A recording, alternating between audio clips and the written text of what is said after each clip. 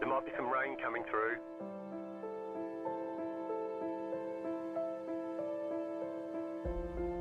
We expect rain soon.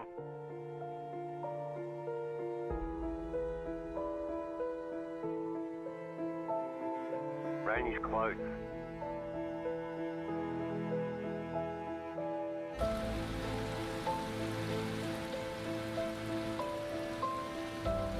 The session has been declared wet.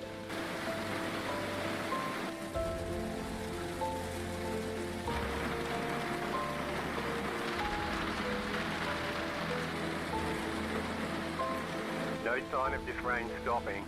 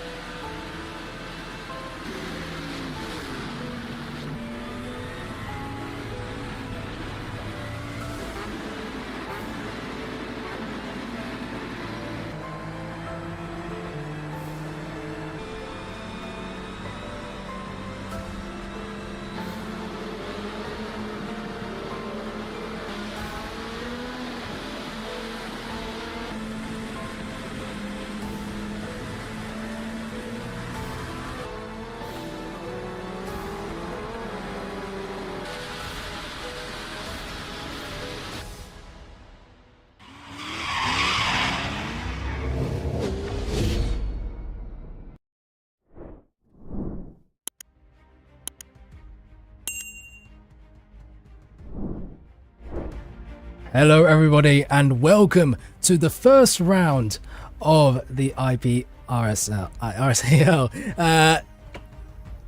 league, and it's going to be quite a special one. We are here at the Redbull Ring, the IRPAS league. We're here around this 2.66 mile circuit at 10 corners at an altitude of 2,222 feet exactly. The weather is looking like it's going to be 90 degrees Celsius, 67 degrees Fahrenheit, cloudy with 9 mile per hour winds, no rain in the air.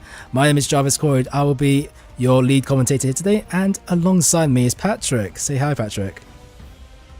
Hey Jarvis, great to be here. Red Bull Ring is one of those rare tracks that you can really throw anything on and get great racing with. Sports cars, Formula cars, motorcycles, doesn't matter.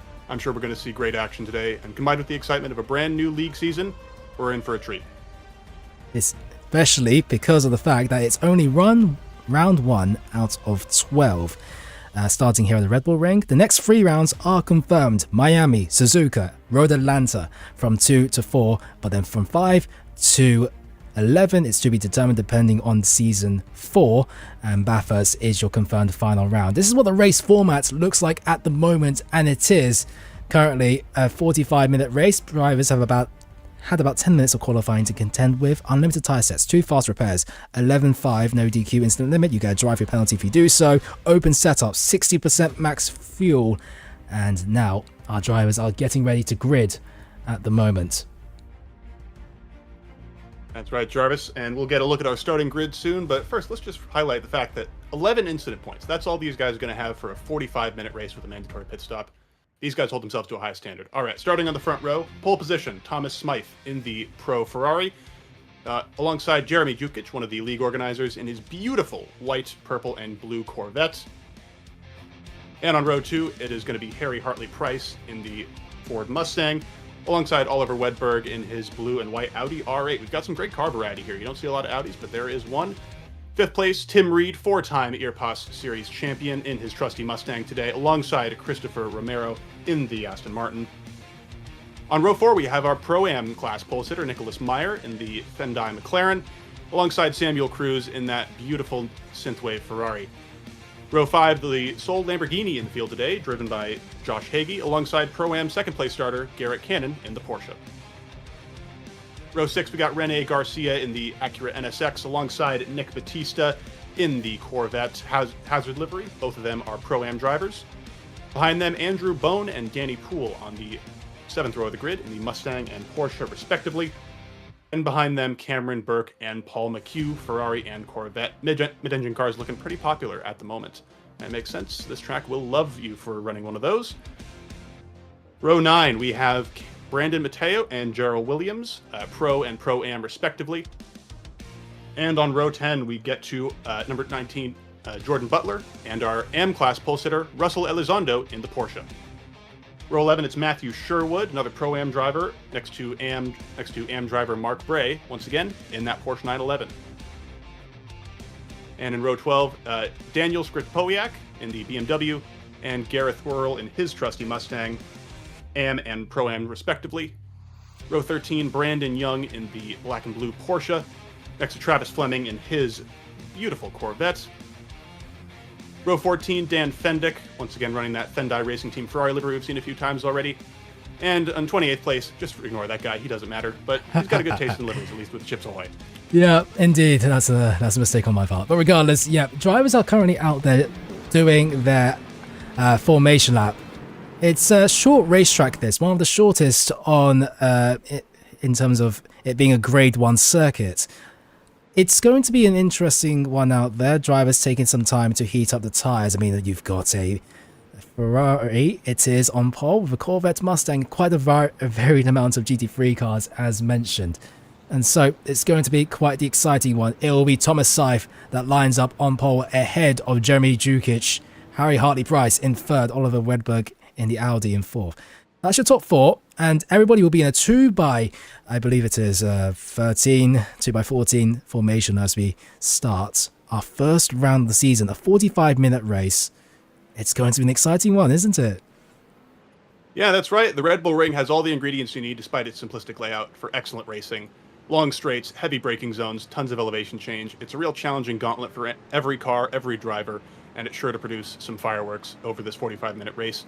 It's important to note as well, 60% fuel capacity we saw earlier. That means there will be a mandatory pit stop in this race. Of course, no tires, just gas. But you can leave it very late, so that's going to provide our drivers with a lot of flexibility here to choose an undercut, maybe if they get caught in traffic early on, or to go long and have a really short fill towards the end. It really all depends on their circumstances and how they can keep up the pace over the course of this 45-minute encounter. We're heading to the end of the formation lap, and it's going to be a fun race. 27 cars out on track. It'll be the Ferrari that will have the inside line into the first corner. Jukic on the outside. It's a pretty short sprint race, this, comparatively, a 45-minute race. But it's going to be an absolute cracker. The safety car. And as the pace... Sorry. Sorry, go ahead for the call. The safety car will come into the pits for the start of this race. Ferrari, Corvette, Mustang and Audi in your top four. Green flags will be waved now, and a start. It's pretty much equal in the top two. Heading down to the first corner, the Ferrari on the inside line. The Corvette will not battle into turn one. We'll have to look at his wing mirrors to see there's a Mustang and an Audi getting racy right behind here. That's Oliver Wedberg in the Audi pursuing up third place position. Take it away. And as they thunder down towards turn two, looks like everyone got through the first corner just fine. And now as they head up this tricky uphill braking zone, looks like, ooh, a little bit of a move there potentially from the Audi. Not quite. Everyone's going to stay single file up front, but further back, plenty of side-by-side action. And I believe that's Tim Reed in the brown and black Mustang on the outside there, coming out of turn three. And now as they go down to turn four, looks like Thomas Smythe has pretty solidly established himself in the lead for the moment. But here comes Hartley-Price, potentially up the inside into turn four. Can't quite get there. Jukic leaves him space just in case, but it looks like it's going to remain second and third, Corvette and Mustang through the middle sector of the lap. And now coming up to a part of the track where it's a bit harder to overtake, so we see more cars getting into single file further back. There's a little bit of argy-bargy way back in the field, but as it runs right now, it's going to be single file probably until the start of the next lap, unless we get a mistake here, Jarvis. Yes, indeed, and all pretty much equal so far. There really has a crash just yet, as we see maybe a Mustang of Harry Hartley-Price looking for the move against Jeremy Jukic. We're seeing the Ferrari run away now, 1.1 seconds ahead of the Corvette. But behind second place, it's all pretty much a train being formed after this quick first lap. That's right. And as we go into the second lap of the race, we see here Andrew Bound in the Mustang looking for a move on Samuel Cruz. Can't quite get it done into turn number 1. It is a shorter braking zone than it looks, really due to it being uphill. But he will try and get a run down the straight here. That's one of the Ford Mustang's biggest strengths, especially compared to the Ferrari. One of the faster cars in a straight line versus one of the weaker ones. And they're already side by side going up the hill here into turn 3. Is Bound going to be able to get it done under braking? It looks like he will. Nose ahead, and he's clear by the apex. Very well done there from Andrew Bound. Nice clean move early on here to make sure he doesn't lose the cars ahead of him with a drawn-out fight. He started out in 13th place. He's gained about 7 positions, and he's P6 in class. I mean, what a brilliant start after just one lap of racing for Andrew Bound. Yeah, that's right. And we got a Lamborghini Hagee down the outside, and he goes deep. That was Josh Hagee in the Lamborghini Huracan, my favorite car personally to watch and to listen to, but he's got it in the gravel trap. He's going to rejoin safely, but he has lost a ton of position. Started P9. Looks like he's all the way down to around the Aston Martin of even below our screen. It looks like he's down to 14th now behind Gerald Williams in the Aston Martin, as I mentioned. And we've got a change for third place now, it looks like. Yes, Oliver Wedberg in the Audi ahead of Hartley Price. Yes. Turn 9. Sorry, go ahead. Into turn 9. Hartley Price is going to try and fight back into turn 10. He got some good looks at Jukic earlier, and he's getting some good looks at Wedberg now, but he's going backwards all of a sudden. Yes, indeed. Audi going round the outside through turns 5 to 6. Well, we're looking to stay ahead. It's one of the few Audis, and we don't see the Audi so much anymore due to it not being allowed in the IMSA categories. But still prevalent in GT3. We do have a run up into the third corner between, let's look at that, Andrew Brown versus Christopher Romero. Romero on the inside of Aston Martin, and Ford Mustang tries to hold it around the outside and over the sausage curve. That will impact his exit quite a fair bit. That's right, but the Mustang, again, it has such a great motor, that 5-liter Coyote V8, roaring right now, looking for an opening on Romero. That's the tricky part about the exit of turn 3. You really got to get it right and angle yourself correctly on the exit. Otherwise, you'll be on those sausage curves and it'll hurt your run. And ultimately, Bound does not get a move on the Aston Martin into turn number 4 for now. Yep, but he's under a 1/10 of a second away from the Aston Martin. And this fight will drop these two cars away. 1 second is the gap between Christopher Romero and Harry Hartley Price. And that's going to impact quite a fair bit. Meanwhile, lower down the field, we have a move from Matthew Sherwood down the inside of the Corvette of Paul, and it makes it work down the inside in the Acura. Yeah, beautifully done by the Acura driver there. That's going to be for 7th place in the Pro-Am class at the moment. They're running a little further down overall, but really well done. You've got battles up and down the field. That's the great thing about having Pro-Am, and Am classes. Everyone has their own objectives. Everyone can win their own race. And they're fighting like it right now. Oh, we got 2 Porsches side by side into turn 9 now. That's Garrett Cannon on the inside. Can't quite get it done. And that's Mark Gray, who's just been passed for 25th overall, but he's an AM driver, been passed by Pro-Am, so not quite as big of a deal there. You maybe don't quite fight that quite as hard as you would with someone in your own class, especially this early in the race. Oliver Wedberg now looks up ahead to see the Corvette of Jeremy Jukic. And, well, the gap expanding even further between second and first. 2.2 seconds now after 5 minutes of racing. As, well, the Audi looking for second. Currently in the podium places, happy to be there, of course. But you can sense that Oliver wants to get a little bit more further. Went for the overtake on the Mustang, and now another car up ahead on his list. That's right, but it might be better for both Wedberg and Jukic right now if they just keep themselves separate so they can both catch the leader, Thomas Smythe, as we go a bit further back and have a look at that Pro-Am battle we were just having a look at on the previous lap. It's Matthew Sherwood again in the Acura NSX, trying to track down Jordan Butler at the moment for 15th overall, 6th in Pro-Am. Oh, and we have an incident. That is Brandon Young, who seems to have gotten in a tangle with one of the Fendai Ferraris. Here's a replay. So going down into turn 4. Oh, it's just, is that a bit of netcode I see as well? It's just unfortunate. A lot of netcode. Yeah. But yeah, the Ferrari doesn't really get out of the corner at all there. I wonder if Fendick got a bit loose on those 3D curbs on the outside there and just had some oversteer, had to check up and know where to go for the Porsche driver. Oh, and Sherwood's off. Yeah, That's Sherwood in the Acura. Sherwood with an incident. This is a replay of exactly what happened. Was it just a loss of rear traction, or was it an incident by itself? Just over the curves, it just looked like a rear lock, maybe? Yeah, that's so easy to do, Jarvis. It's, again, at the Red Bull Ring, 3D curbs, very dangerous, and the Acura, it can be so sensitive with its short wheelbase. You know, if you just put a little too much brake on or your bias just isn't in the right spot, that can so easily happen, and I feel for Matthew there.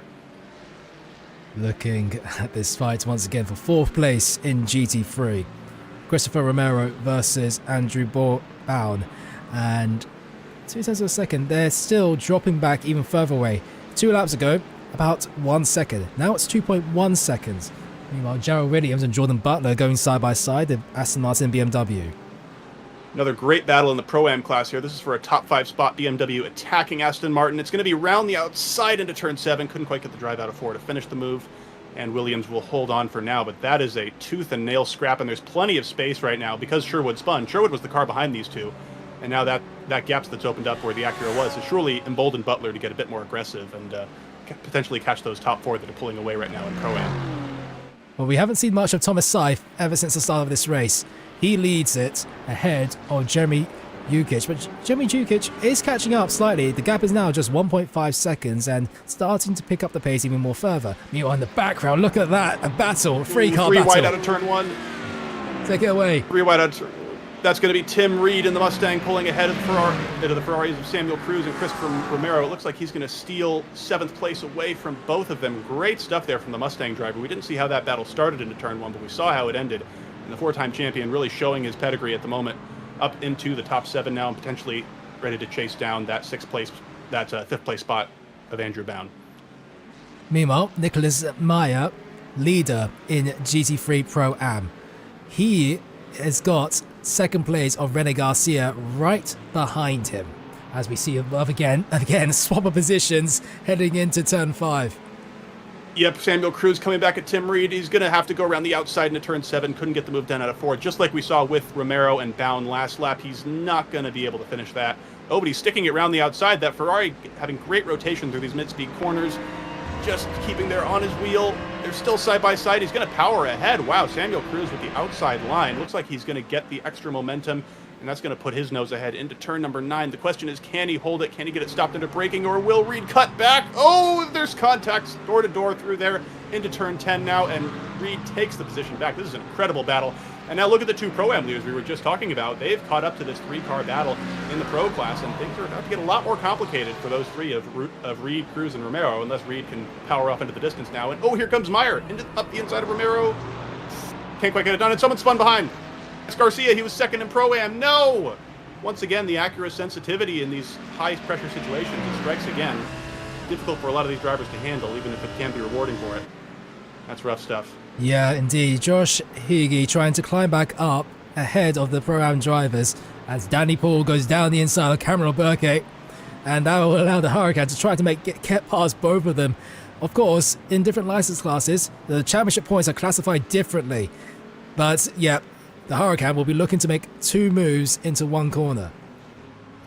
Can't quite do it. He can't quite do both, rather, but he's alongside the Ferrari of Burke. Ooh, can't quite get enough overlap to finish the job, I don't think. He's going to power out. He's going to get the tighter line, less distance to cover. He does clear the Ferrari, actually, but he's still alongside the Porsche of Meyer, so the job is not done, but the Porsche yields. All right. Very, very well done there. Double move from Josh Hagee into the top 10 overall, into 9th place in the Pro class. Now he just got to track down Nicholas Meyer, and he can start picking on someone his own size again. Back to the front of the pack. Oliver Wedberg still at just about ahead of the Ford Mustang of Harry Hartley-Price. But he's getting dropped back away from Jeremy Jukic. So not going to have much help in terms of slipstream to help defend from this Ford Mustang.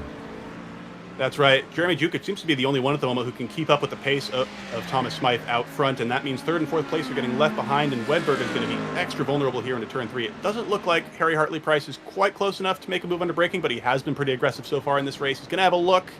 Won't get the overlap, though. He's just going to settle for the regular racing line and get a good run out of turn 3. Cameron Burke versus Danny Paul. This is for 2nd place in GT3 Pro-Am.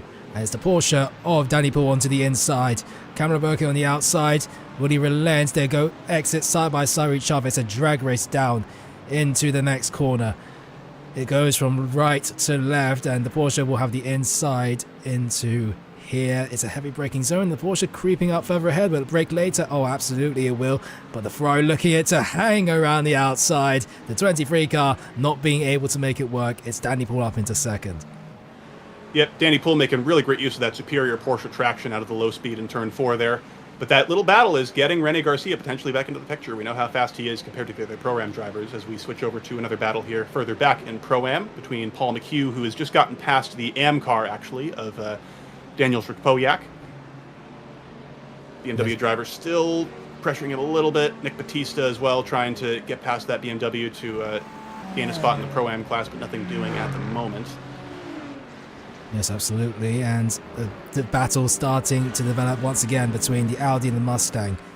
What are the strengths of the Audi compared, well, with the platform of the Mustang? The straight line speed of the Mustang should be greater, but I'm sure you have the insight as well. Oh, of course, the Audi, being a mid-engine car, of course, it has much better mid-corner rotation, so like right here through turn 3, he's much better able to just aggressively get that steering through the apex and position himself for a good run out of the corner, which in large part neutralizes the Mustang's straight line speed advantage, because if he's getting on the throttle sooner, he's getting his car straighter sooner, then he can get a much better exit and sort of keep the Mustang at arm's length down a shorter straightaway like this run down to turn 4. And that's really paying dividends for Wedberg at the moment. Indeed, and more battles in GT3 Pro. Samuel Cruz at the back of Tim Reed as they exit out. You won't see often the pass into this next corner in Sector 2, but it can happen. Meanwhile, Nicholas Bayer finds himself in the mid-pack in GT3 Pro, pulling away from Danny Poole and Kamala Burke. That's right, and of course Meyer will want to hold on to these positions in the top 10 if he can, even though the pro drivers are not in his own class, because these drivers in the lower classes, they're not scored, they don't get maximum points just for winning their own class. They are given points for placement based on where they place overall. So it is worth it here for Meyer to finish 8th compared to, say, 10th, even if the race ended right now, he'd be winning either way in the Pro-Am class, which means Christopher Romero cannot expect an easy fight just because his number plate is a different color. Indeed. And Nicholas Meyer doing very well here as well. Started in 7th, P1 in his class, and 8th overall. He's got Christopher Romero right behind though, as Christopher Romero looking to power on to try to go for an overtake heading down into turn 3. Yep. Once again, the Aston doesn't look like it'll quite be close enough up the hill into turn number 3. This is a similar sort of gap we've seen between Hartley Price and Wedberg up ahead, and they haven't really had any moves recently either, so it's going to be status quo for now, but that means they'll both be able to keep up the pace and hopefully prevent anyone else from getting involved behind. Indeed. It's this is the closest battle out on track. 0.2 of a second. Actually, we've got Cameron Burke versus Danny Poole as well. As look at that. Yep, and there's a move happening right now down the outside. The Ferrari on Porsche once again. Last time the Porsche superior traction on the inside let it pull ahead. Once again, that will be the case. Or rather Garcia wisely backing out and living to fight another day here. But Rene Garcia, we mentioned it earlier, if these two fight too much, we know Garcia has good pace when he's not overworking the brakes on that Acura, and he is closing. He's almost within a second of this fight up ahead of him, and we could have a much more interesting podium battle in GT3 Pro-Am in just a matter of, but the Porsche makes a mistake further up ahead. Burke into the kitty litter a little bit and out of turn 8. That's so easy to do. There's so much understeer to be had in that corner exit, especially in a car that's light on the front end like the Porsche. And that means an opportunity for Cameron Burke to pull ahead, and once again he has. So Poole relegated to P3 in Pro-Am, and now he is actually closer to Garcia than he is to Burke ahead of him. So he could still have to focus on defense here and potentially lose his podium position. The Acura heading through turn 1. Rene Garcia lost his second place at this corner. Big twitch over the curves. That's another thing. Yeah, the Acura, once again, short wheelbase, twitchy over curves. 3D curves at Red Bull Ring, extra deadly, and he has seen that once again. He'll get back into the fight, I'm sure. He's shown excellent pace, but he's got to learn not to over push when he sees his prey in the water. Indeed. Oh, the Ferrari. Was that a worse exit? From Burke. Yeah, a bit of oversteer from Burke. That's going to give Poole a chance. Potentially down to turn 4. Yep. Maybe not quite. Yeah, of course. Down into the next corner. Concertina effect. And, well, the Porsche brakes slightly deeper. And, in fact, the gap starts to grow ever so more. That's right. But it looks like it's going to be status quo for now. Hey, Jarvis, how about we... Oh, never mind. We've got a pit stop at the moment. That's Brandon Matteo in the number 111 Ferrari. He is... Where is he? He was a bit further back in the GT3 Pro field. I believe he was fighting with the Pro-Am drivers earlier, further down the top 20. So he's chosen to make an early stop. Whether that's for damage or strategy, we don't really know. The pit window is open. If you fuel up now, you should be able to make it to the finish. From about the 10-minute mark in the race onwards, and we are over 15 in now. So maybe that'll pay dividends for Matteo later, knowing that he's so far behind on pace so far in this race, probably because of traffic, but still, we'll try and make up for it with strategy. Yes, indeed. And I did want to... I knew what you were referencing to, by the way.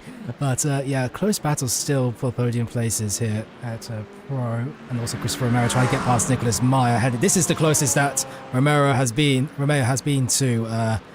but he's still holding back for now. Yeah, conservative approach for now from Romero. He knows he can just sit back and pick a spot for now. He's clearly got the pace advantage over the McLaren, so when he does make the move, he'll be able to make it stick. He just needs to find the right moment. And it is coming. I do think it is coming based on how close he's been getting recently. Indeed. And we do have a sponsor segment in the middle of this race. And we will start with... sorry for the enlarged image. We will start with... I believe this is... I'm not too familiar, but yeah, Designs right here. Yep, JJ Designs is a custom design brand specializing in motorsport liveries, helmets, racing suits, logos, and business branding. Drawing from a broad culture of racing history, design, and motorsport culture, JJ Designs can create everything from clean, modern concepts to designs inspired by iconic historic liveries, eras, and unmistakable visual cues from across the racing world. Beyond motorsport, JJ Designs also works with real-world businesses and brands to develop logos and visual identities that are distinctive, professional, and memorable.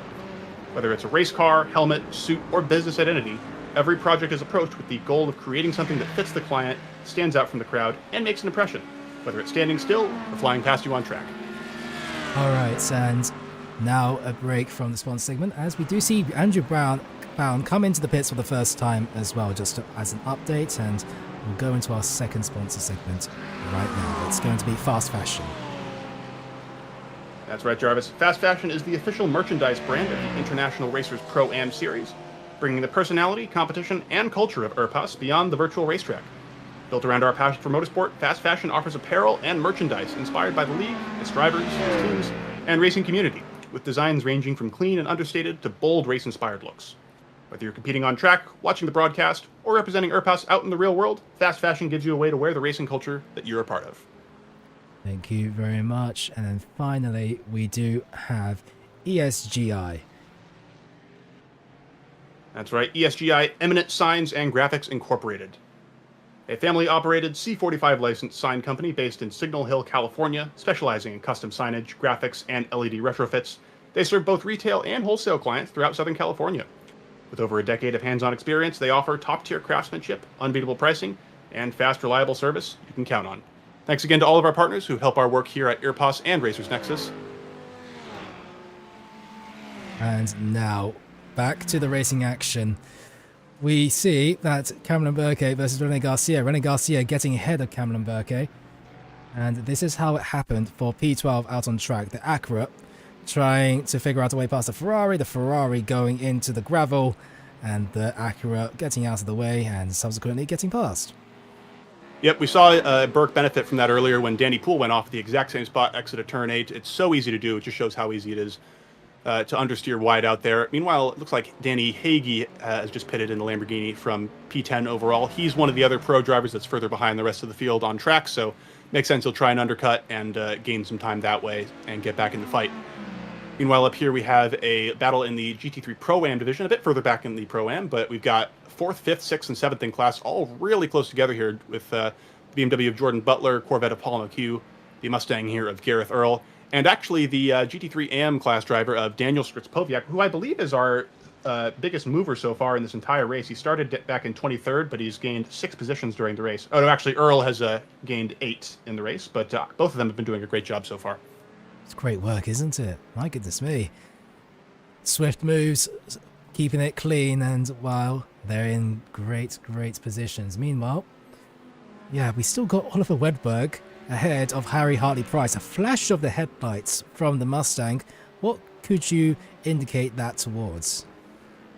Usually when I flash my headlights at anybody during the day, it's a sign of frustration, so maybe there was some kind of move that what Hartley Price took offense to earlier in the lap. Maybe we'll see it here in the replay. Oh, yeah, a bit of oversteer potentially out of turn 4 from Wedberg. It's going to put them side by side, so a mistake allowing for a chance to pass. But, oh, a bit of contact there. The rear of the Mustang got loose, and that forced Hartley Price to check up and abandon his pursuit of P3 for the moment. So makes sense he'd be annoyed at that. I would be too, but it looks like just a heat of the moment racing deal, and they should be continuing on their way now.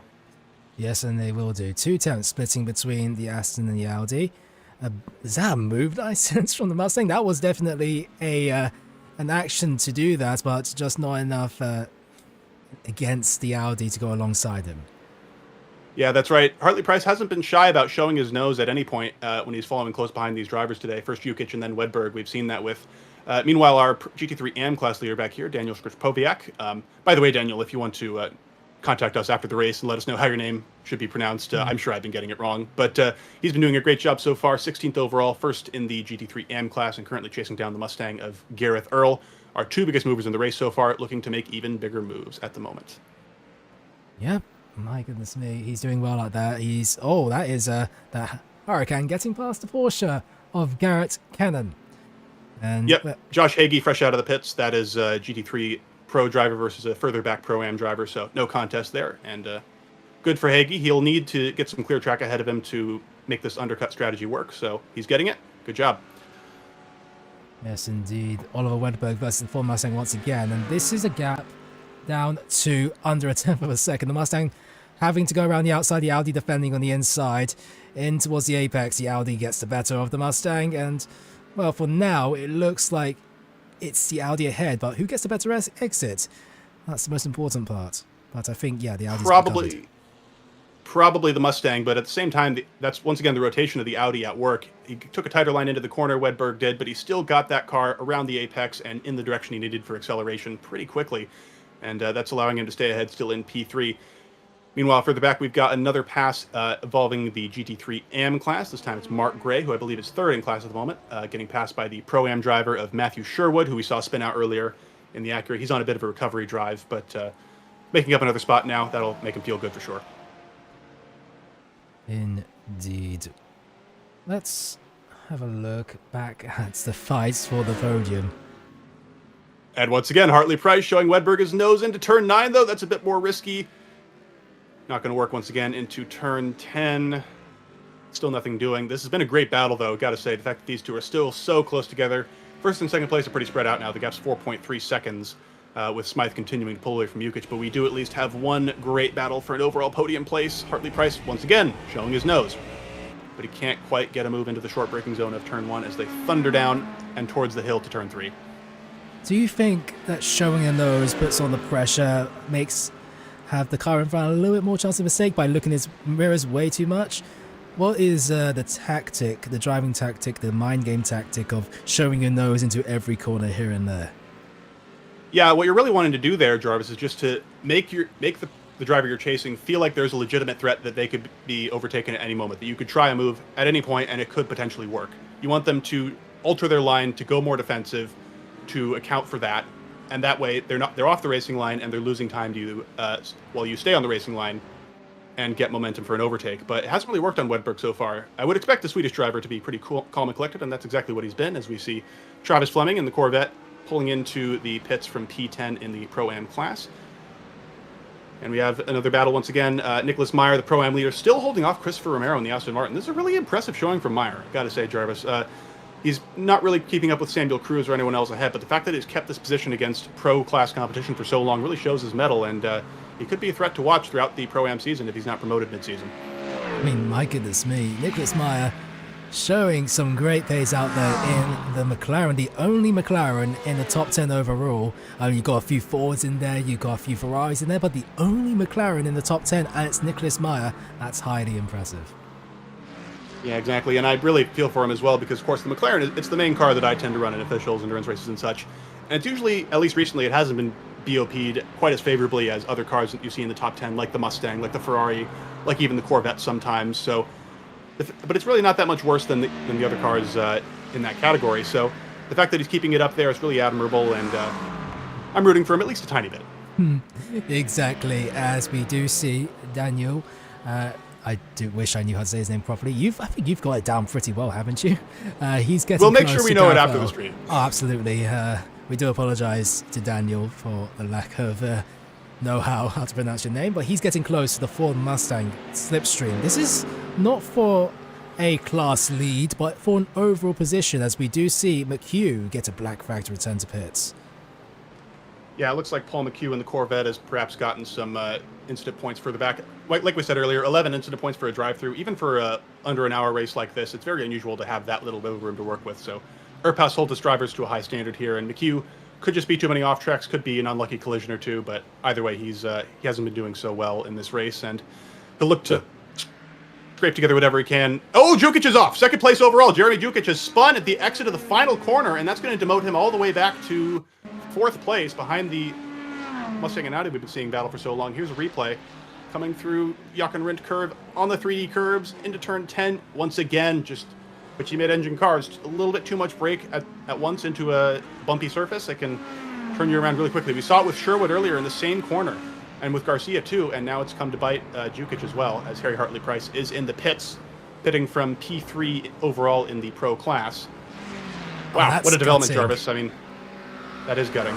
It's absolutely gutting for Jeremy Jukic. He's now 3rd on the road, barring, of course, pit stops. Harry Hartley-Price comes out in just about 13th place, got a car ahead of him of Jared Williams. A flash of the headlights indicates that he probably wants to get past, but obviously this is for on-track position. No blue flags here, so he's got to get past him fair and square. Yep, and this is always the risk you take when trying to pit out of traffic, or when you're leaving it later, like Hartley-Price has, and you're a bit closer to running out of fuel. When you choose to pit late, you don't have as much choice about when exactly to pit. You just have to obey your fuel tank. So sometimes you come out in a bad spot traffic-wise, and there's nothing you can do about it but press on and try and get those positions back and get some clean air. Josh Higgy for a recovery drive, currently 17th overall, looking to get past the Mustang of Gareth Earl, as Harry Hartley-Price does get past Jared Williams into... Yep, great job from Harry. Really using his time efficiently. Sorry for cutting you off, Jarvis. No, but yeah, it looks like Gareth Earl was passed by Daniel. We were focusing on other battles. That move was coming for a while. Daniel had been stalking him for forever. But oh no, Jukic has a penalty. Jeremy Jukic has a penalty, probably from too many incident points, I would suspect. He might have hit that limit of 11, since we haven't seen him come into the pit, so it wouldn't be speeding.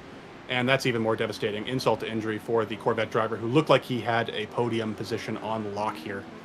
Yeah, spinning, loss of control, that is at least 2x points. And then Austria, the track's characteristics make you go wide at some points, cut a few corners here and there. And we did see a few black flags for other cars out on track, so it's not common at all. No, it is very common, not uncommon, I meant, at all. So, yeah, it's just unfortunate for Jeremy Jukic. He will have to come into the pits to serve that penalty at some point in this race. Yeah, that's the thing about the Redbull Ring. It's one of the most oppressive tracks in the world in terms of track limits, at least in Sims. It doesn't matter what it's in, ACC, iRacing, really anything. It's going to bite you if you go just a little bit too wide or take a little bit too much curb.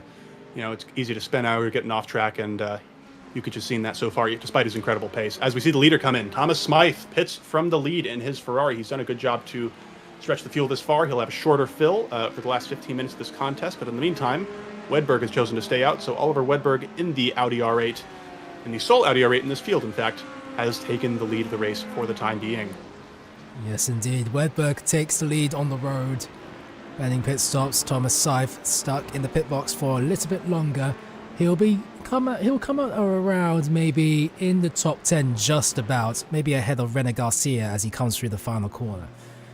Yeah, should be ahead of Hartley-Price for sure, as we see him come out of the box now. He's got the stall right at the end of the pit lane. That's going to help him get out really, really quickly here. It's a bit of a tricky pit exit on cold tires, but thankfully he doesn't make a tire change, so he won't have to worry about that as Danny Poole goes by. But René Garcia is nowhere to be found, and Smythe is ahead of both of them. So great job from Thomas Smythe. It looks like he'll have plenty of clean air ahead of him as Andrew Bown and the other cars ahead of him have to pit. So he'll be able to keep up that incredible pace he set all race pretty darn well. I mean, still, Nicholas Meyer ahead of Christopher Romero. I mean, this is a drive worth noticing. Unbelievable. I think the only McLaren on this field here today. Yes, it is the only McLaren. So along with one Audi being on the grid. There's only one McLaren in today's grid as well, so that's interesting. Nobody else has picked the McLaren.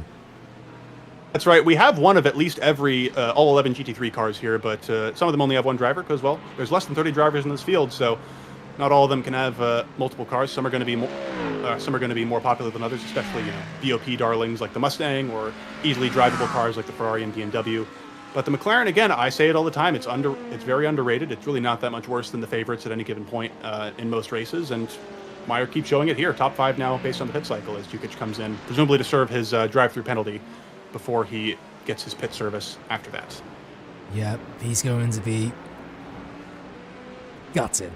And where will he come out? Will he come out in traffic or just up ahead? It's going to be side by side. You've got Nicholas Meyer now tucking into the slipstream behind the Corvette. Jukic, luckily, not to be involved in behind all this traffic, otherwise that would be an extra cherry on the top on the misery cake. So, yeah, Jukic has a bit of clean air ahead. Lucky for him. Yep, and remember, Meyer and Romero were 8th and 9th overall before the pit cycle started, so that means Jukic is in a net 7th, so in total he's fallen from 2nd to 7th based on all the mistakes and the drive-through penalty. So he'll still have a pretty strong points haul, but it is definitely a shadow of what he was up for before that. Meanwhile, we have Josh Hagee here. Remember, he pitted very early on in this cycle compared to others, flashing at the BMW of Daniel to get out of the way. That's the GT3N class leader. Going to slip up the inside. The Lamborghini doing great work there, great rotation. And great acceleration out of turn number 3. Daniel's going to angle for a potential comeback, but I don't think he's going to get it. So that's Josh Hagee back into still 9th place in GT3 AM, but now up to 13th. And once the pit cycle finishes, he should be somewhere around the tail end of the top 10. Oliver Wedberg into the pits. All right, so does Tim Reed. Does Samuel Cruz join? No, he continues on. And now he will be the race leader on the road. Jeremy Jukic continues on. He does have to pit at some point, but going very wide at the exit of the last corner. Yeah, I'm honestly kind of surprised that Samuel Cruz didn't come in there along with the cars around him. He's stuck behind one of the AM cars right now, the Porsche of Brandon Young, and you'd think he'd want to get ahead of that problem, although it looks like Young has moved over for him now in the pit straight. So you do run that risk, though, when you stay out long and try and get a shorter pit stop. Sometimes that's offset by traffic if you get caught behind a lap car, and we'll see how much that costs Cruz after he comes out of his own stop. Meanwhile, Wedberg exiting the pits, actually well ahead of Harry Hartley-Price, so that shorter fuel fill from him staying out a few more laps definitely paying dividends for the Audi driver, who may not have a battle for his podium anymore. He might just have a podium. Jukic is struggling out there. He's lost out to Nicholas Meyer and might as well may lose here to the Aston Martin of Christopher Romero. Heading down into the next corner. Jukic struggling with this Corvette in this late stage of this race. You can see unstable on entry. And wow, that's just another wiggle. His tires have got to be boiling at this point. We saw him go wide at the last corner of the last lap, and once those tires get out of hand, especially in a car like the Corvette, where again you have to rotate so aggressively sometimes, you really have to steer with the throttle a little bit to make sure you get that angle out of the corner. It can be very difficult to cool them down again. It's a common problem in Le Mans Ultimate as well, just to a more extreme extent. Rear heating is always something that you have to pay attention to as a Corvette driver. He's going to maybe have a comeback at Romero here into turn 9. No, not quite, but he is still within striking distance. But instead, he's going to call it a day and come into the pits. Well, not call it a day, but call it a stint as Romero joins him. And so does Meyer. So the Pro-Am class leader coming into the pits as well. Notably, Daniel, the AM class leader, still has not come into the pits yet. That's why he's up into the top 10 now. Maybe he will as we're looking at him, but either way. Got guys getting pit service now. And Thomas Smythe will re-inherit the lead as Cruz pit ahead of these guys as well. So the cycle is coming to an end here. Very close. Yes, indeed. Oh, look at that at the top. Wedberg with a black flag as well for exceeding instant points. He'll have to serve that drive-through. There's only 10 minutes left to go. This race Oliver, is coming fast. What are you doing, buddy? You had an amazing overcut there on Harry Hartley-Price. It's gotten you 4 seconds of breathing room. And we're close enough to the end of the race now where you can sort of manage that gap and let it gradually come down as things get closer and still have some cushion at the end. He shouldn't be pushing it quite as hard as he did when he was constantly on defense, but it looks like he has. And as a result, he's asked a bit too much of the track limits, and now that's going to cost him a second place. It looked like it was served up on a platter for him thanks to his strategy. That's a real shame. Yeah, and Cannon also getting a drive through as well as he exits out of the last corner. That's in Pro-Am. This is Garrett Cannon. He's been running top 10 in his class, but that's going to come to an end now as we see Smythe with the over 5-second gap now to Wedberg in second. This is the biggest lead he's had all day. Yep, indeed. And, well, don't think that the drive-throughs won't stop coming unless... Oh, look at that Audi trying to find his way into the pit line. That does demote him probably out of the podium, most definitely. That promotes Harry Hartley-Price into second, Tim Reed in the other Ford Mustang up into third, and Samuel Cruz up into fourth. Yep, so it looks like there could be a battle for the podium towards the end. Samuel Cruz is close enough potentially. And oh, look at that! Josh Hagey's going to potentially get promoted into the top 5 here in class after that early spin. So it's been a great undercut decision and great recovery drive so far from the sole Lamborghini driver in the field. Of course, Lamborghini, it was my main car in ACC, so I am rooting a little bit more for him as well, especially because the Lambo is such a hard car to drive. He's handled it really, really well ever since that early mistake. Andrew Bowen looking to get past the McLaren, heading up through turn 2 and 3. The Mustang choosing to go on the outside line, the McLaren defending on the inside. Nicholas Meyer currently in 7th. It could be 8th. I think Meyer lets it go. Looks like Meyer yields. Yeah, he had a pretty slow minimum speed there, presumably knowing that Christopher Romero in the Aston Martin is right behind them. And if he mounts an unsuccessful defense, it could mean losing another position on the spot. So probably a smart decision there from the guy who, if he can keep it together, looks pretty set for a potential class victory here in the opening round. Wow. I mean, Nicholas Meyer out here. He's currently 8 seconds ahead of the next GT3 Pro-Am driver. So his pace is very much real. Danny Paul in second, Jared Williams in third. Yep. It's been a great fight, close fight between the Pro-Am drivers, even if we haven't been able to cover all the action down there because, well, things never stop being exciting in Pro. So we only have so much time. We only have one screen, but we're catching up a little bit now as Garrett Cannon is under fire from Rene Garcia, who was in a podium position earlier before the pit cycle. I wonder if something went wrong during his pit stop or if he made a mistake that we didn't end up seeing. But that'll put him back up into, I believe, 6th place in the GT3 Pro-Am class. Oh no, he's even further back. Yeah, he's quite far away. Didn't see anything about Rene Garcia on the data screens, but regardless, he's currently low down the field. Unfortunately for him, yes, as you mentioned, maybe he forgot to deselect tires in his pit stop. That's something that can catch you out as well. That wouldn't show up on your list of incidents. Speaking of Garcia, well, we know it's probably not it's not him hitting the incident limit that caused that loss of time because he's just hit it now as he goes off track again in turn number 7. So that's really unfortunate. Rene Garcia, he's shown pace all throughout the day. Like he was running in second place in class very early on, fighting amongst the podium places in GT3 Pro-Am before the pit cycle. But as I've said several times throughout the stream, the Acura is a cruel mistress. And he twitches again. That might be off once again for Garcia. Yeah, it's just a tough car to handle over a longer race like this. And he's seen it for sure. But this is a learning experience. You know, the guys who pick the harder cars like this, who take the high road, so to speak, they tend to fight back really strong and learn a lot from his experiences. So I think we'll see more of him for sure throughout the season.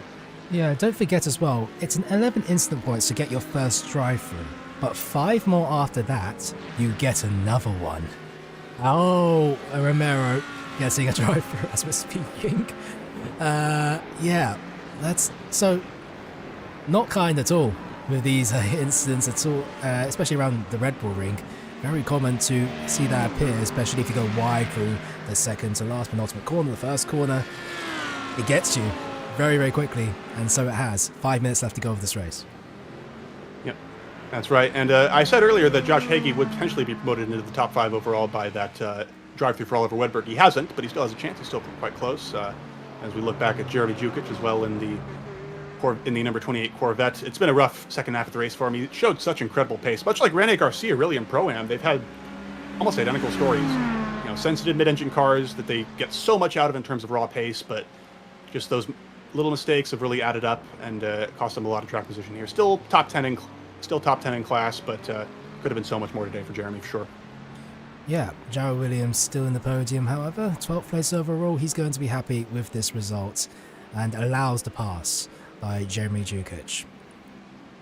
Yep, quiet day for Jarrell. He hasn't really had a ton in terms of pro drivers to fight, but whenever he's come across one, he's been very conservative, it seems like, and that's one way to get onto the class podium. You know, with Nick Meyer, sometimes you just have the pace to keep up with the guys ahead of you.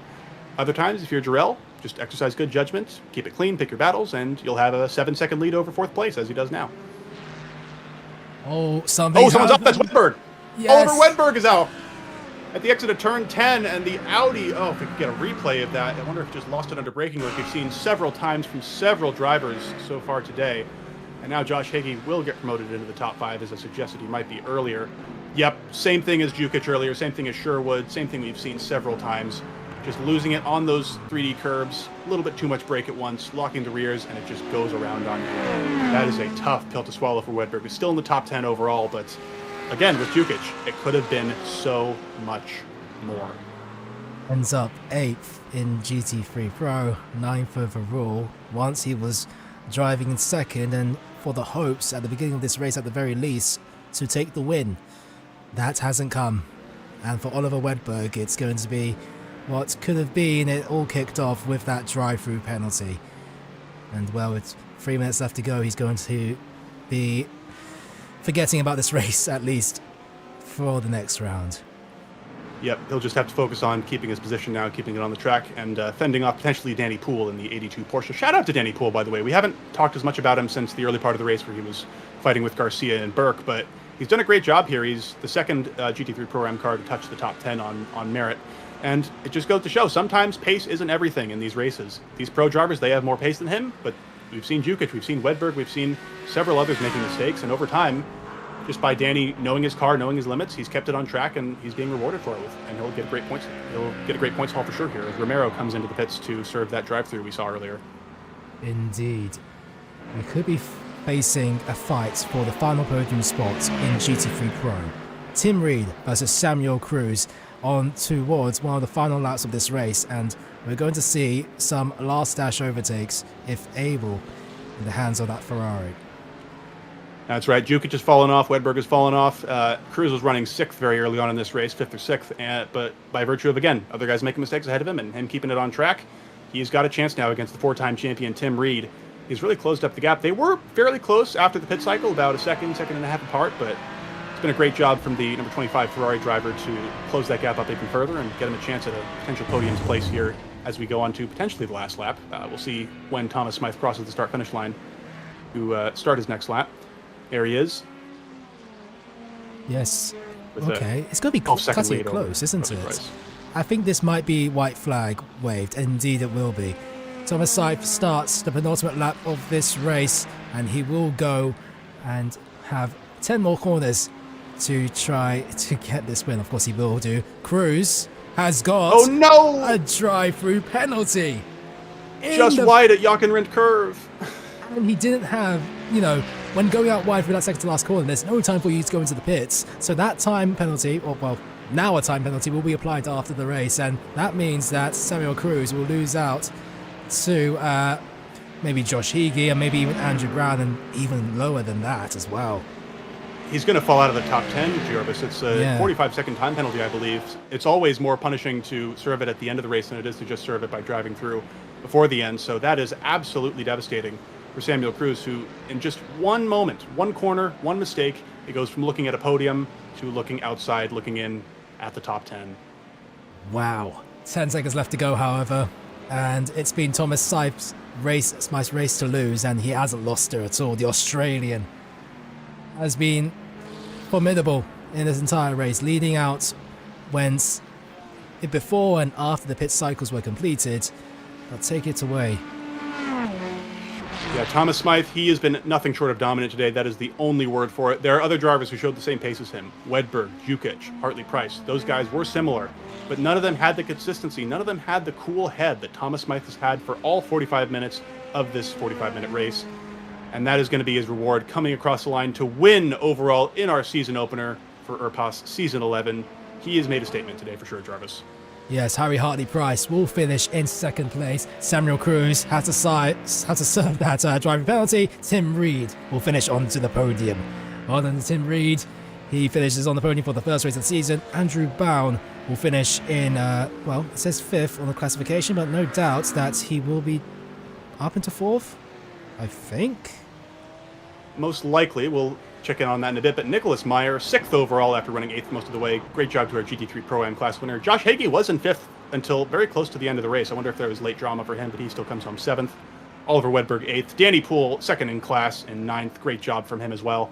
And Christopher Romero rounds out the top 10 in the Aston Martin. Jeremy Jukic can't quite recover back into the overall top 10, but he'll still get a class top 10 at the very least.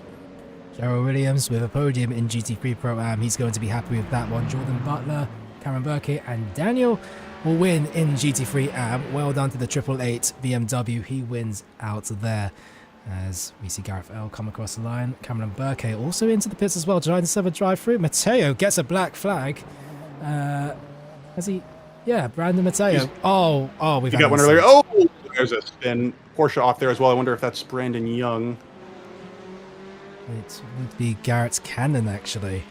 I think Garrett it's the final Cannon, corner. yep. Mateo's out of control. He had dirt on his tires from going off at turn 9, and that's the result. So really unnecessary drama towards the end there, but I'm sure they'll talk it out afterwards and sort it all out. IRPAS is a very respectful, tight-knit community, so that shouldn't lead to any lasting beef. Yeah, amazing race, Jarvis, throughout all the classes. And shout out to Daniel as well, by the way. We didn't even see the GT3 AM second place driver cross the line before we cut to that incident with Matteo. Just goes to show he was just as dominant in his own class as Smythe was in pro. Yeah, we were just watching a replay. What happened to Josh Heagy? He went from 5th, like you said, down to 7th. That's because he did spin out at the exit of turn 4. Regardless, it's been quite the race. A 45-minute hectic sprint. There was battles all over the place. We didn't even know where to look. We were going through the motion of trying to figure out what was happening, and also that extra element of that 11x instant limit really threw some drivers off the bar for a good position. That's right, Jarvis. It was an incredible race. Sometimes, there's so much action that there really is no wrong answer in terms of where to look, and I think you did a great job following it with the cameras. So well done, especially juggling the commentary as well. And I think this was an incredible one to watch. And if this is a taste of what we can expect for 11 more weeks throughout the whole season, boy, am I excited. I can't wait. But now we must get into the interviews. Let's start off with Daniel, shall we? So let's see if we can drag him in anywhere. Is he on this Discord channel? I'm trying to find him. No, not here. Let's see if we can. We don't have everybody in the waiting room yet, but I'll make sure to ping everybody who needs a ping to get in here. Yeah. If not, then we can grab some of the other cars as well. GT3 Pro Am winner also being Nicholas Meyer might be available. He is, I believe. And also, maybe, yep, we see now drivers joining the interview waiting room. Perfect. So we've got... How about we start out with our overall winner? Yep. Overall winner, Thomas Seif. Let's drag him into the broadcast booth. Thomas, welcome to the interview pen. Overall winner, it seemed pretty much leisurely from start to finish from our side, but what was it like for you in the cockpit itself? Yeah, hey, it was a pretty solid race on my end. Had a solid pace coming into this. Got a nice clean quali lap in. Managed to break out of the draft pretty quickly and build a little bit of a gap. So yeah, kind of just managed that and tried to keep it clean and away from those curbs because they can be pretty brutal around this place. So, just managing all of that stuff. And pretty sure I short fueled the car actually because I had to pit like 4 laps earlier than everybody else. So I was lucky I kind of built that gap. Yeah, we saw the curbs claim a lot of victims today. Thomas, I mean, you've set a really high bar for yourself here. 13-second lead over second place for the win. Do you think you can translate this into the next few rounds we have coming up? Yeah, I'll give it a go. It's a long season ahead, so don't want to make any claims right now. Obviously, lots of quick guys in there. So yeah, we'll see how we go and say a solid race today for me. And is there anything else that you'd like to say to the people in the virtual grandstands, to IRPAS and its sponsors, and of course, anybody else from your side of the team that you would like to shout out? Yeah, so shout out Jeremy and Tim for putting this all together. I love pulling up to the IRPAS events. It's a great punch, like everybody that rocks up week in and week out to do these races. And shout out Fendi Racing. And thanks for you guys for pulling up and putting on a broadcast. I'll look forward to kicking back and giving it a watch later. It was our pleasure, man. We hope you enjoy watching it back. Cheers. Thomas Seif, our overall race winner, and as well as the GT3 Pro winner. Great start to the championship. But now let's go down to second place, Harry Hartley Price. Harry, welcome to the interview pen. P2 in the at the end of it in GT3 Pro. You started out battling out with Oliver Wedberg, and then, you know, Oliver had that both compounded drive-through penalty as well as a spin. But from your side, how was it like in the cockpit from start to finish? Good. As you said, had a great battle with Oliver. It was it's very difficult around here, I would say, because you both probably know. So I was trying everything, and I thought, oh, I'll do the undercut, but that didn't work. But I didn't realise he'd obviously spun. I thought he just got a penalty. So yeah, I'm happy overall with the race. I'll take it. Yeah, that's it really. Roll on to the next one. Yeah, thanks for all the great battles that you gave us, Harry. The camera was trained on you for quite a while, I can tell you that much. It seemed like you took a fairly aggressive and even psychological approach during a lot of your wheel-to-wheel battles today, showing your nose a lot and generally not being afraid to stick your car where you wanted it. Do you feel like that's a big strength of yours? Because we saw a lot of guys go over the edge here, but it seems like you tempted fate a lot more, but did really well out of it. I don't know. I've done obviously quite a few years on here, so quite a lot of races. So I don't, obviously, yeah, I do point my nose, and I'm not saying like a Verstappen type of thing, but like I do know when it's like too far. Well, I think I do, to hold it back, if you know what I mean. So it's just that, like you said, happy medium, but some of them corners you could easily get that wrong and lose your brakes. But I do feel like nowadays on iRacing, you've got to be slightly aggressive. It's not maybe aggressive, but if you're not, and you can't be too nice, if you know what I mean, on track. But to be fair, everyone here is really clean. So yeah, that's my opinion on it. And is there anything else? Were you hoping for more, maybe? I mean, you're starting out this championship run with a P2 finish for the first round. Next one is Miami. What do you expect for round 2? I've never done a race round there, if I'm honest. For this one, I came in an hour before to just give it a practice, because I've done quite a few races around Redbull Ring, but obviously that won't be the case for the next round, so I will have to put some time in for sure. So yeah, I don't know what to expect really. I don't think I'll be where I was like tonight, but I don't know, just see how I get on. I'm sure you're not the only one a bit unfamiliar with Miami, since it is one of the newer tracks on the service. But thank you for coming out for us, Harry. Is there anyone else you want to shout out, or anything else you want to share before we move on over to third place? No, just thanks for the guys. Fendi putting it all on. It's always brilliant. I encourage people to join. We had, as you can see, a great turnout tonight. And yeah, thanks to you guys for the great broadcasting. Charmed. Thank you very much. That's Harry Price, P2 in GT3 Pro and overall. Thank you for joining. And now we move to... Oh, I kind of moved before you said something. That's my bad. Anyway, yep. We're professionals here, folks. We're professionals. Tim Reed, welcome to the interview, Pen. P3 at the end of the race, but of course, how was it from your side of the cockpit from start to finish? You started out in 5th, and you did see the Audi and the Mustang up ahead. Had a fair few battles. Talk me through from your side of the cockpit. Yeah, just I lost a couple of positions off the line, and kind of just sat back, fuel saved, and waited to see what happens. And the race kind of came to me rather than me pushing and making a mess of it. Common approach makes sense. You seem to take a very measured approach today, and it worked out really well for you, Tim. Was there any point in the race though where you were under big pressure from somebody, or you felt like there was potentially a reason to maybe get a bit more aggressive that you had to stave off? Yeah, Samuel Cruz was pushing behind me. Seemed to be faster in the midsection than me there. But I managed to stave him off at the last section. We had a couple of side-by-sides during that race.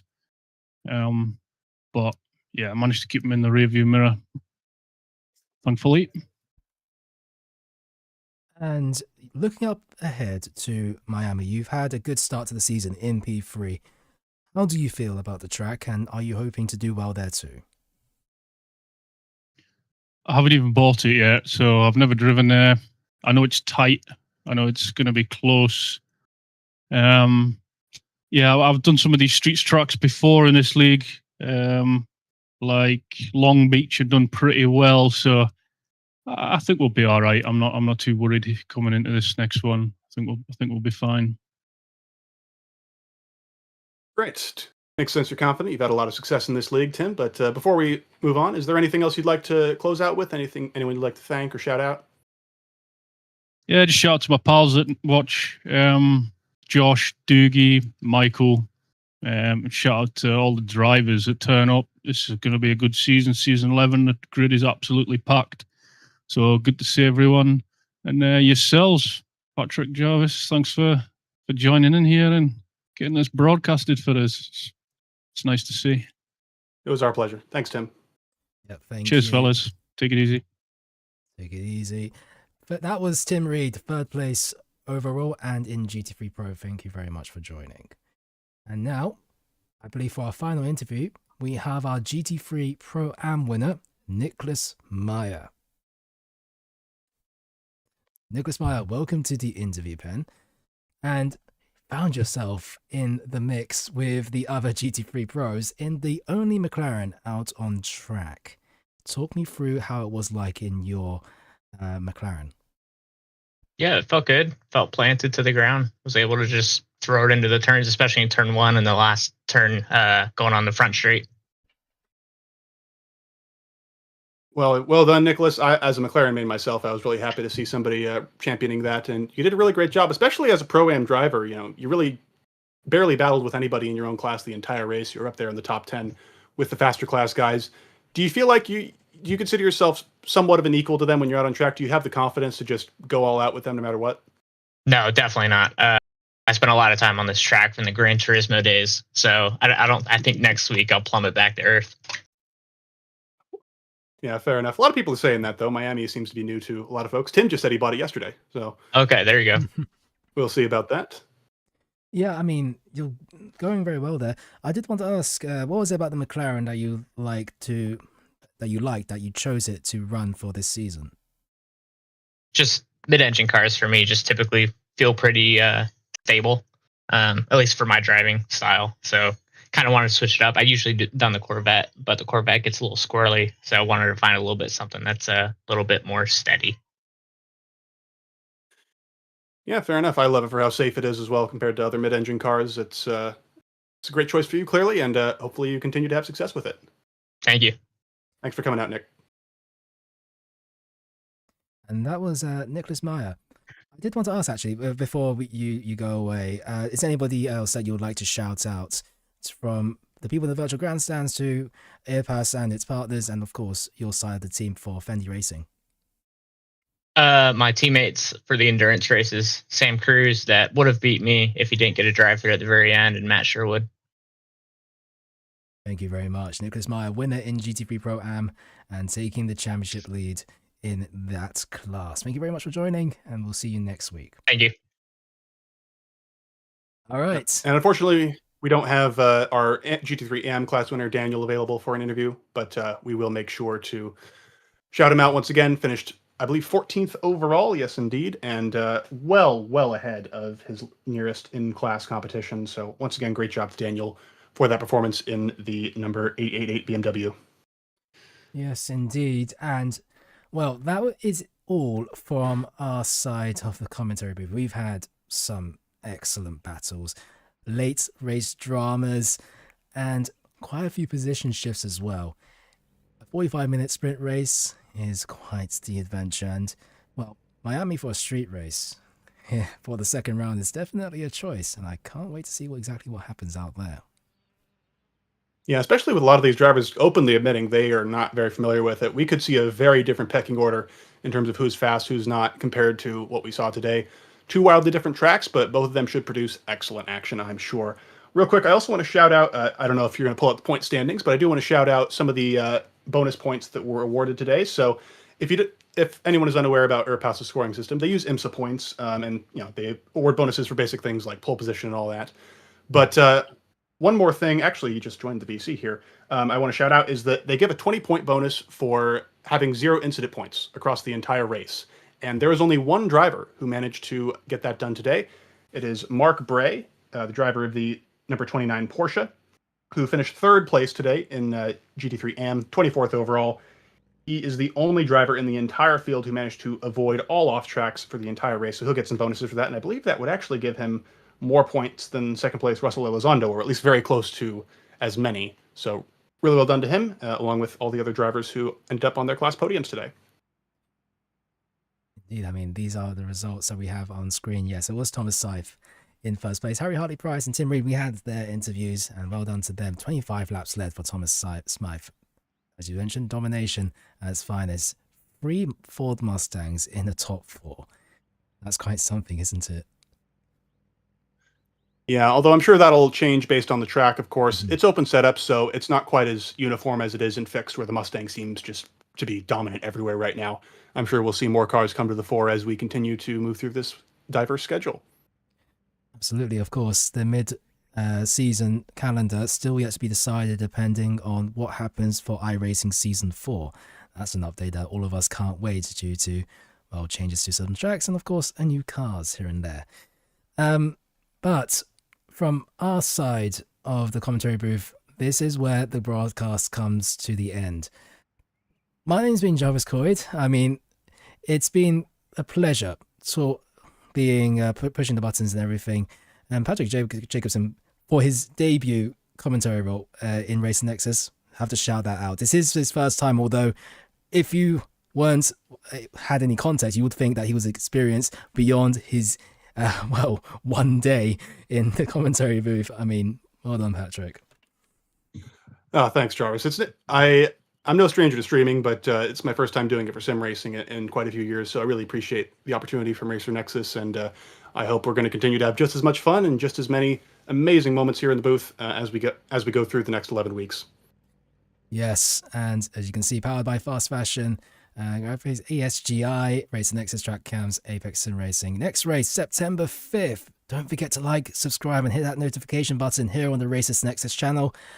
And we will see you all next time. Good morning, afternoon, and good night, everybody.